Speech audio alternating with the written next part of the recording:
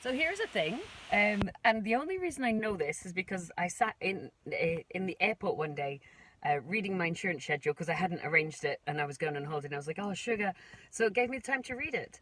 Did you know? And obviously, just check your own insurance schedule. But for mine, and I get them from a really, really reputable supplier, that if we don't do an administrative check every 6 months, like it sounds like have someone check the checker on the admin, then I'm not insured against any of my tenants running a cannabis factory. Isn't that odd? So today, my dad's having an op today. I'm, to be frank, really, really worried. I'm sure he'd be fine. He's going to end up being a bionic man, but obviously, until it happens. I can't do anything that involves too much thinking today, so I am gonna kick the out of the administration because I've got all of this excess energy and checking that the admin has been done as once every my 6 months check.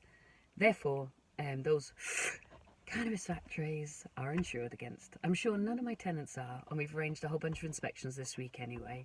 But there you go. Read the small print in your insurance, because if you haven't got proof that you have checked the admin every 6 months, you're potentially uninsured for a cannabis factory, and you don't want a let-out clause.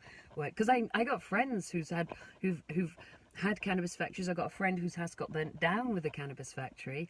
And actually I bought a house where we can't say for sure, but we're pretty damn sure it was a cannabis factory because there was a huge amount of wiring.